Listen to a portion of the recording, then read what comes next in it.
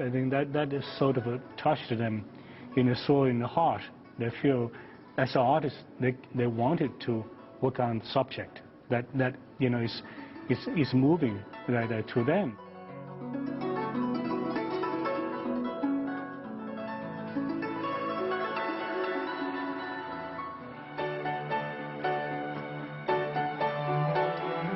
So, off they go.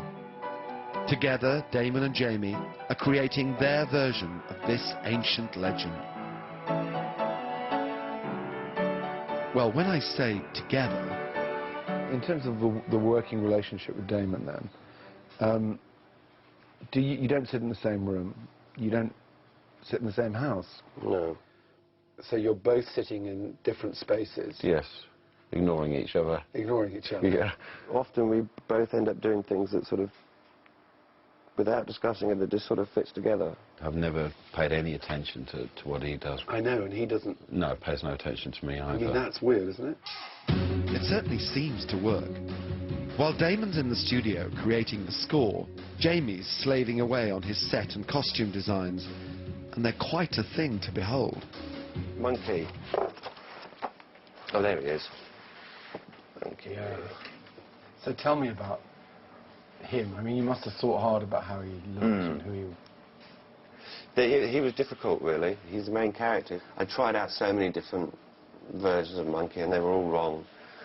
And then I sort of settled on this one. In the Peking opera, it's all very much about how the masks are painted or how the face is painted, and it's all very graphic and clear. And I got a whole book of masks, and it was all very complicated stuff. And I thought, I don't want to do that. I like the idea that this face paint, this white and red paint that he wears is more like a sort of a birthmark or a sort of a stain on his face, and just sort of have him as this sort of rugged. You know, you've got to kind of sort of respect him, and you know, maybe even want to be him a bit. Then again with Tripitaka, a lot of the images I've seen of Tripitaka, he's this fat monk, and I remember the TV series was played by a woman. Yes. And so you sort of cared about him more. You wanted Monkey to protect Tripitaka, so I felt that the Tripitaka in this opera should be a bit of a lady boy, maybe. You got Tripitaka there? Tripitaka. There's Tripitaka. There you go. Look. Yeah, so that's Tripitaka's a boy-girl, not quite sure. Sort of, yeah. You know, it's going to be that male and female should both sort of have a soft spot for Tripitaka. He's an obscure object of desire, yes. basically. Yes, definitely, yeah. Just Sandy, Pigsy. I didn't really want them to sort of go overboard on prosthetics. I didn't want it to look like a sort of a Jim Henson Presents Monkey. I wanted them to sort of, for it to be quite subtle. Pigsy is there. Pigsy is a bit of a Lothario who loves to eat and is, well, you know, loves the ladies, and Sandy's a bit like a sort of a moody goth. There's Sandy. Sandy, yeah. The moody river demon. And he's great because he doesn't do anything and hardly says anything. He just joins them. He joins them on their quest, and he's just a bit moody all the time.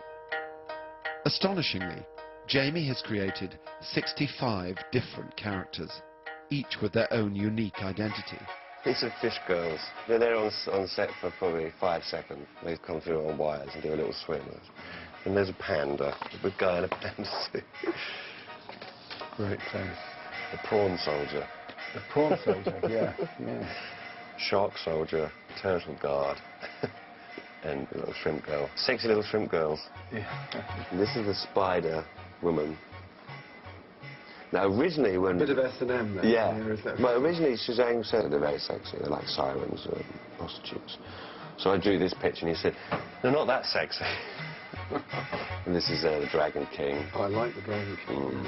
The Damon's written a fantastic bit of music for him, which has got this really strange sort of plodding sound through it. So we gave him these 2 sticks, and he sort of bob, bob, bob, and he sort of plods on the stage. So Jamie's letting his imagination run riot. But what about Damon?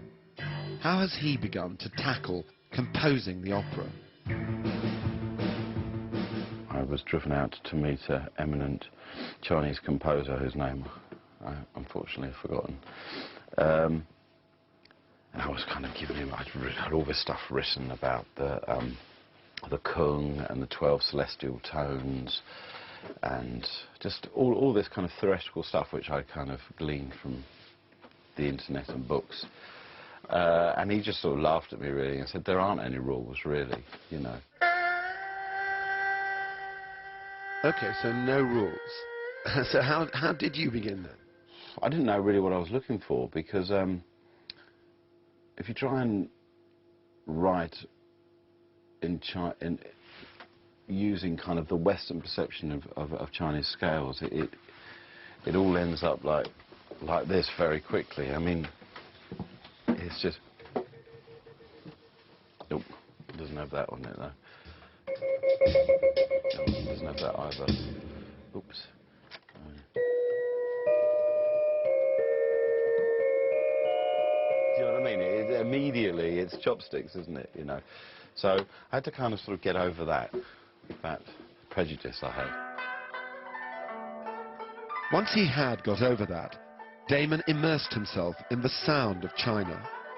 All the music in the opera will be played live, but to begin with, Damon sampled all the Chinese instruments he could get his hands on and put every note of them onto his keyboards. It was only then that he began to compose, using Eastern and Western instruments together.